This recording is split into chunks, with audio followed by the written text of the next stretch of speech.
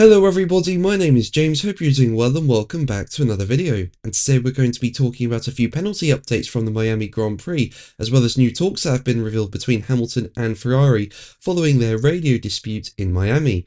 If you enjoy the video, make sure to leave a like and subscribe for more Formula 1 content. Also make sure to follow me on X at James's Pit Lane, I'll leave a link in the description, but let's jump straight into the video. So let's start with some penalty updates then, and the first involves George Russell. As we know, Russell finished on the podium in Miami. He drove a really good race, I think. But Red Bull launched a protest against Russell, alleging that he had not slowed sufficiently under yellow flags. Now, Max Verstappen finished 2.3 seconds behind Russell in the race in fourth, so if there were any time penalty for Russell, Verstappen would have been promoted to third.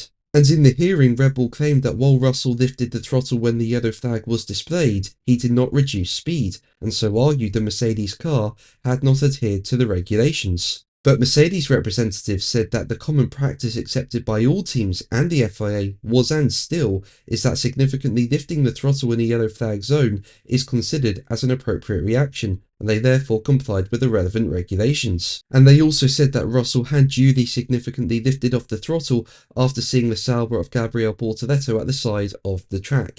And following discussions, the stewards decided to throw out Red Bull's protest, and as a result, Russell keeps third place. And in their conclusions, the stewards said it was evident from the onboard footage as well as from telemetry that car 63 lifted the throttle when passing the yellow flag zone.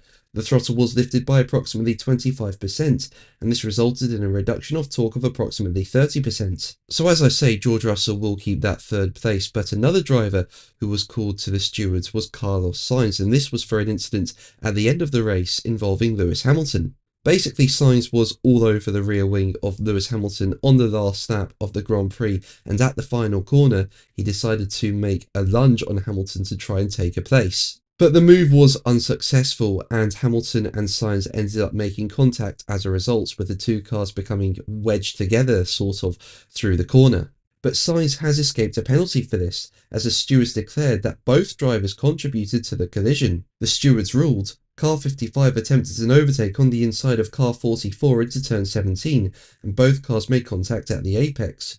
The stewards determined that both drivers contributed to the incident, as car 55 did not clearly get in a position to have the right to the racing line, according to the driving standards guidelines, and at the same time, car 44 turns into the corner earlier than usual and therefore impacted the driver of car 55 in his overtaking attempt. No driver is deemed predominantly to blame for the collision, and therefore no further action is taken. Now, I think Sainz was more to blame for that incident, given it was a late lunge down the inside and it just did not work. But he escapes a penalty and he keeps points, which is crucial for Williams. They have had an excellent weekend in Miami, and to get a double points finish there, I think they'll be really, really happy.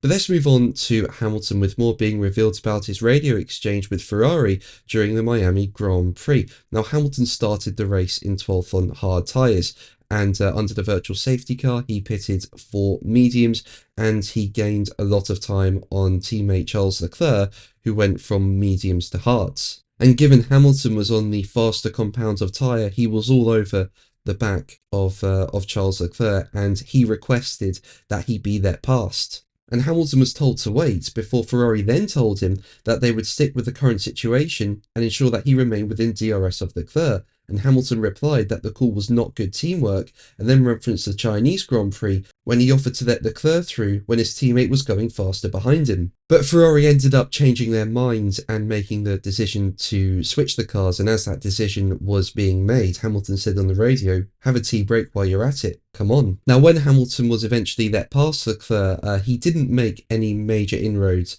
on the car in front, which was Kimi Antonelli, and I think that's because he was stuck behind Leclerc for a few laps and lost crucial life in the tyres, and eventually Hamilton was told to let his teammate back through in the closing stages. And after Hamilton let Leclerc through, he then sarcastically asked if the team wanted him to let Sainz through as well, when he was told of his margin to the trailing Williams. Now, following the Grand Prix, Hamilton was asked if he'd had an opportunity to talk to Ferrari team boss Frederick Vasseur about the team radio situation, and in response, Hamilton said, as quoted by Sky F1, "Fred came to my room. I just put my hand on his shoulder and said, 'Dude, calm down. Don't be so sensitive. I could have said way worse things on the radio. You hear some of the things other people have said in the past. Some of it was sarcasm. You've got to understand, we're under a huge amount of pressure in the cars. You're never going to get the most peaceful messages come through in the heat of battle. And Hamilton insisted that he would not apologise for being a fighter, with him going on to say, I was just like, come on guys, I want to win. I've still got the fire in my belly. I can feel a little bit of it really coming out there, and I'm not going to apologise for being a fighter. I'm not going to apologise for still wanting it. I know everyone in the team does too. I truly believe that when we fix some of the problems we have with the car, we'll be back in the fight with Mercedes with the Red Bulls. It just can't come quick enough. We'll try something different at the next race. We'll keep working on our processes. I look forward to a time when maybe I can fight for a podium. That would be nice. But that's going to be the video from me today. Thank you ever so much for watching. Make sure to like and subscribe for more videos, and until the next one, take care. Bye.